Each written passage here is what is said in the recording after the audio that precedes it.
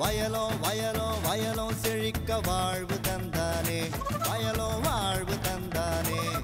அட பொன்னா விளையோ பூமிக்கு நல்ல விவரம் தந்தானே, உழவனின் உறவா வந்தானே.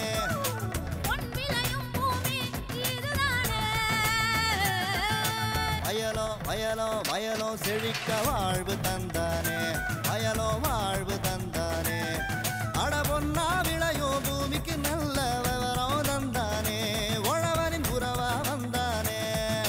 தந்தன தந்தன தன தந்தானே, மண்வள பொங்கிட துணை வந்தானே. தந்தன தந்தன தன தந்தானே, மண்வள பொங்கிட துணை வந்தானே. விரிவான செய்திகள். மாத்தி யோசிச்சேங்க. தஞ்சாவூர் டெல்டா பகுதிகளில் உள்ள வேளாண்மையாளர்களுக்கு வேளாண்மைக்கான தொழில்நுட்பங்களையும் புதுவகையான நெல் வகைகளையும் வழங்குவதில் முன்னணி வகிக்கும் ஆடுதுறை நெல் ஆராய்ச்சி நிலையம். இவ்வாராய்ச்சி நிலையத்தின் வழிகாட்டுதலோடு திருந்திய நெல் சாகுபடியினை மேற்கொண்ட வேளாண்மையாளர் மா கும்பலிங்கம் அவர்கள் இவர் மேற்கொண்ட முயற்சியில் தான் பெற்ற பயன்களையும் அனுபவங்களையும் நம்மிடையே கூற கேட்டபோது,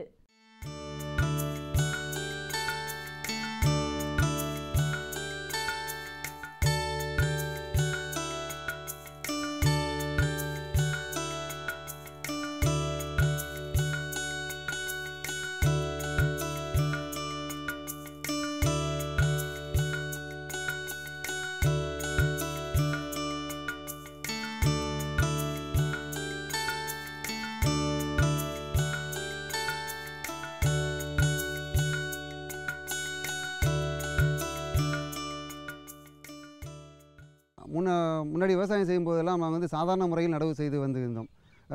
நாற்று ஒரு ஏக்கருக்கு வந்து 30 கிலோவிலேருந்து 40 கிலோ வரைக்கும் விதையெல்லாம் தெளித்து அதை நான் ஆள் வைத்து பிடுங்கி நடவு செய்கிறதுக்கு ஆள் செலவு பண்ணிக்கிட்டு இருந்தோம். இப்போ வந்து எனக்கு ஒரு 6-7 வருஷமாக இந்த திருந்திய நெல் சாகுபடின்னு இது பண்ணியிருந்தாங்க. அது எனக்கு வந்து ஆடுதுறை நெல்லாராய்ச்சி மூலியமாகவும் வேளாண்மை துறை மூலியமாகவும் தெரிய வந்தது. இவங்களுடைய தொடர்பு நான் அதிகமாக எப்போதும் வந்து இவங்களுடைய தொடர்பு அதிகமாக வைத்திருப்பேன். நேரடி விதைப்பில் வந்து பார்த்திங்கன்னா ட்ரம் சீடர் அந்த கருவி மூலியம் பண்ணும்போது 20 கிலோ ஏக்கருக்கானது. அதுக்கு பிறகு வந்து நான் அந்த திருந்திய நெல் சாகுபடின்னு சொல்லிட்டு ஒரு திட்டத்தை இது பண்ணதுக்கப்புறம் அதுலேருந்து நான் இப்போ ஒரு அரை ஏக்கர் ஃபஸ்ட்டு பண்ணினேன். எனக்கு அது எப்படி, ஏன்னா அவங்க வந்து 2 கிலோ விதை போதுமா அளவுங்கிறாங்க. சரி, இதை எப்படி நம்ம பண்ண அப்படி நம்ம 20 கிலோவுக்கே நம்ம கொஞ்சம் கஷ்டமாக இருக்குது. சரி, இந்த 2 கிலோ வைத்து நம்ம பண்ணும்போது சரி இதை பண்ணி பார்ப்போன்ட்டு ஃபஸ்ட்டு முதல் வருஷம் வந்து ஒரு 10 சென்ட் பண்ணேன். நானும் அவங்களுடைய மாதிரிக்காக பண்ணிவிட்டு அவங்களுடைய செயல் விளக்கமும் ஆடுதுறை நெல்லாராய்ச்சி மூலயமா எங்களுக்கு கொடுத்தாங்க. அவங்களுடைய ஒத்துழைப்பு இருந்து என்னுடைய ஒத்துழைப்பை வச்சு அவங்களும் பண்ணாங்க. எனக்கு வந்து அவங்களுக்கு ஊக்கத்தொகை மாதிரியும் ஒரு 450 ரூபா பணமும் மணி ஆர்டர் அனுப்பியிருந்தாங்க. அதுக்கு மறாவது ஆண்டு வந்து நான் ஒரு அரை ஏக்கர் பண்ணினேன். சரி, அந்த 10 சென்ட்டை விட்டுட்டு அரை ஏக்கராக பண்ணினேன்.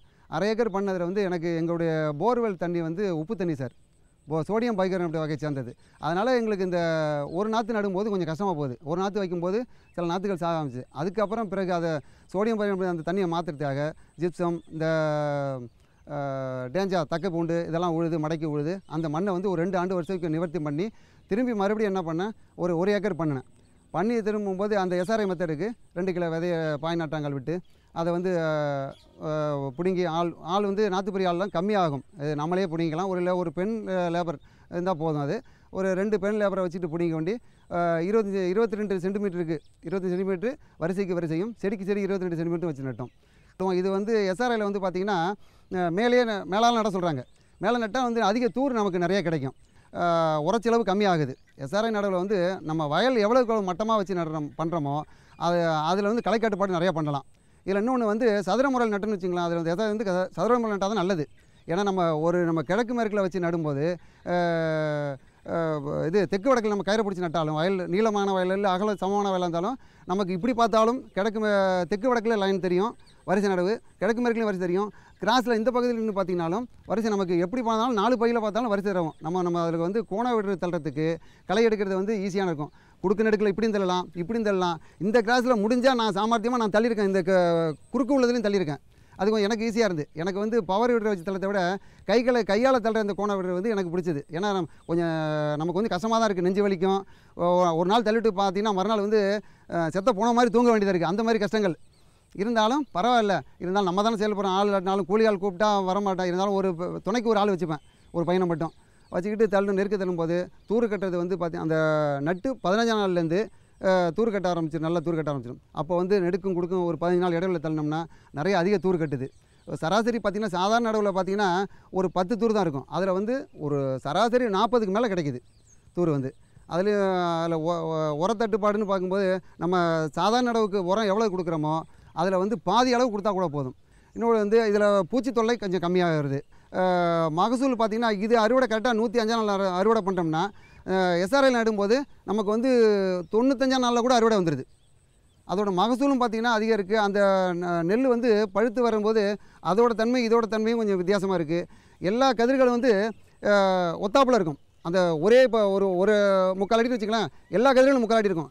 அதனால் நமக்கு வந்து இதில் மகசூல் இதில் இப்போ 10 மூடை ஆகுதுன்னா அதில் ஒரு 15 மூடை கிடைக்கும். இப்போ ஏக்கருக்கு வந்து நாங்கள் 30 மூட்டை இருப்போம் சாதாரண இதில். என்னுடைய வயலை பொறுத்த வரைக்கும் அந்த எஸ்ஆர்ஐ நடும்போது 36 மூட்டை இருந்தேன். மேலும் விவரம் பெற மா கும்பலிங்கம் அவர்களை 09473713454 என்ற கைபேசி எண்ணுடன் தொடர்பு கொள்ளலாம். இனி தொடர்வது வேளாண் ஆலோசனை நேரம்.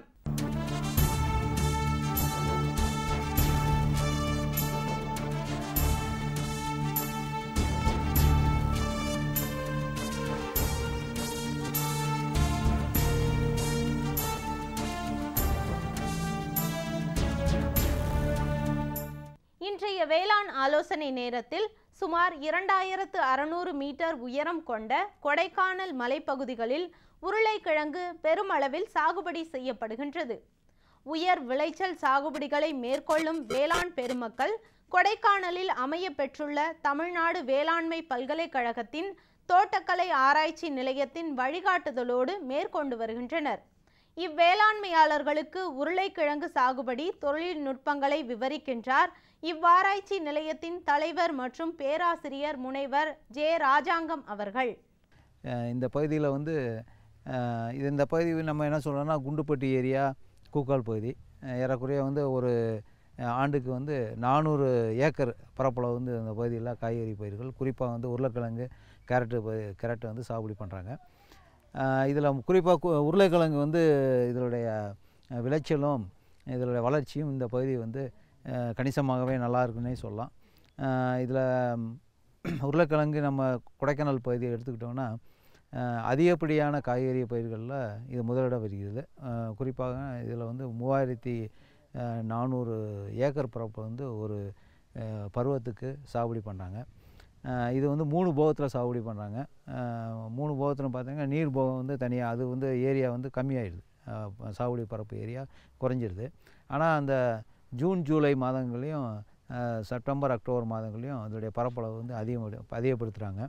இப்போ உதாரணத்துக்கு எடுத்துட்டிங்கன்னா ஒரு சிப்பம் உருளைக்கிழங்கு போடுறாங்கன்னா அது வந்து நாங்கள் என்ன சொல்கிறோம், ஒரு கிழங்கு வந்து 8 கிழங்குலேருந்து 10 கிழங்கு ஆகணும். ஆனால் விவசாய பெருமத்தில் நாங்கள் பண்ண சர்வே பார்த்திங்கன்னா மலை கிராமங்களில் ஒரு 12 கிராமங்களில் உருளைக்கிழங்கு போடுற கிராமங்களில் சர்வே பண்ணதில் ஒரு கிழங்கு போட்டால் அவங்க என்ன சொல்கிறாங்கன்னா 3லேருந்து 6 தான் கிடைக்கிது. சில விவசாயிகள் தான் 8லேருந்து 12 கிடைக்குதுன்னு சொல்கிறாங்க.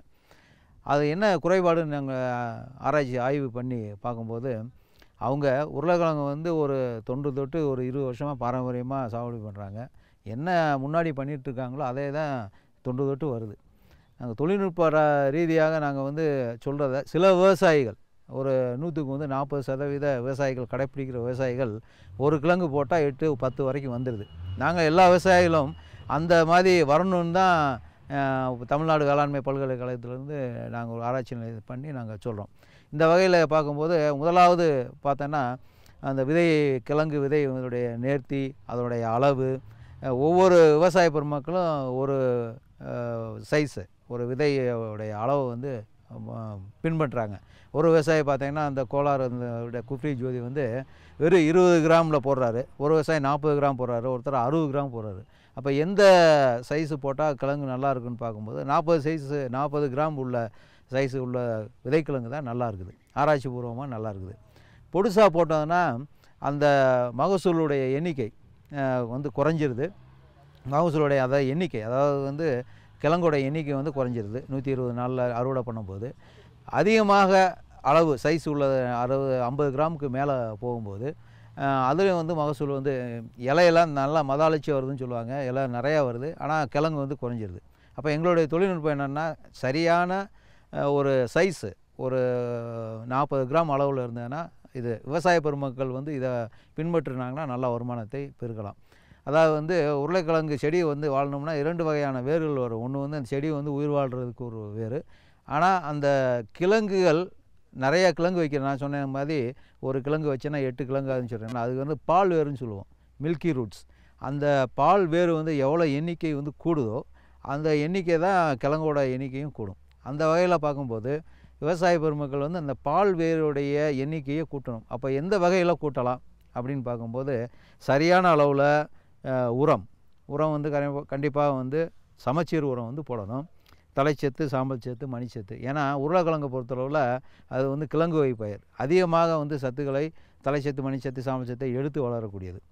ஒரு சில விவசாயி வந்து பார்த்திங்கன்னா தலைச்சத்து வந்து நம்பர் 4 உரம் போட்டதோடு அப்படியே விட்டுறாங்க, மேல் உரமாக அப்படியே போட்டு விட்டுறாங்க. ஆனால் இது அடி உரமாக நம்ம வந்து கண்டிப்பாக போடணும்.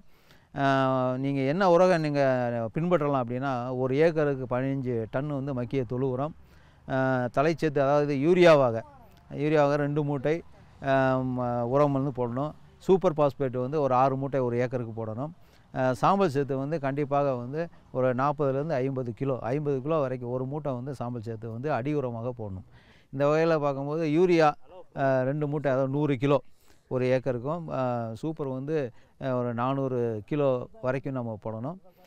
அதே மாதிரி பொட்டாசு வந்து 50 கிலோ வந்து ஒரு ஏக்கருக்கு போடணும். அந்த மாதிரி போடும்போது மகசூல் வந்து அடி உரமாக போடும்போது பெருக்கத்துக்கு வழி செய்யும். ஆனால் இதில் விவசாயம் ஒன்று முக்கியமாக தெரிஞ்சுக்கணும், இது கிழங்கு வகை பயிர் வந்து பொட்டாசு அதிகமாக எடுத்து வளர்ந்தால் நல்லது. ஏன்னா கிழங்குக்கு வந்து பொட்டாசு வந்து ரொம்ப முக்கியம். அந்த வகையில் நம்ம பார்க்கும்போது மேல் உரம் வந்து நமக்கு கண்டிப்பாக கொடுக்கணும்.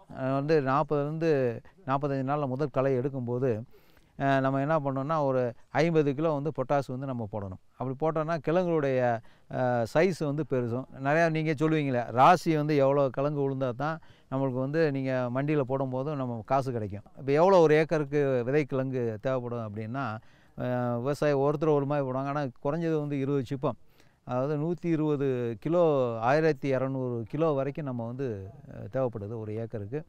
இந்த விதைக்கிழங்கை வாங்கி விதை நேர்த்தி செய்து நம்ம போடும்போது, குறித்த இடைவெளியில் நம்ம போடும்போது நமக்கு மகசூல் வந்து பெருக்கத்துக்கு வழி செய்யும். இடைவெளியை பார்த்திங்கன்னா ஒரு 1.5 அடிக்கு 20 சென்டிமீட்டர், ஒரு 1/2 அடிக்கு மேலே கொஞ்சம் அந்த மாதிரி நீங்கள் இடைவெளி நீங்கள் வச்சா தான் ஒரு செடிக்கும் இன்னொரு செடிக்கும் வந்து நல்ல கிழங்கு வந்து பரவலாக வரும். ரொம்ப நெருக்கி கிழங்கு வச்சிட்டிங்கன்னா ஒரு செடிக்கும் உடைய நியூட்ரியன் காம்படிஷன் சொல்லுவோம், சத்துக்கள் வந்து இழுத்து வளரும். அதனால் கிழங்கு வந்து சரியாக வைக்காது. ராசி ரொம்ப விழுகாமல் தலையாக விழுந்துடும், இல்லாட்டி பொடுசாக போயிடும். அதனால் வந்து இடைவெளி ரொம்ப முக்கியம். மேலும் விவரம் பெற முனைவர் ஜே ராஜாங்கம் அவர்களை 09443889717 என்ற கைபேசி எண்ணில் தொடர்பு கொள்ளலாம்.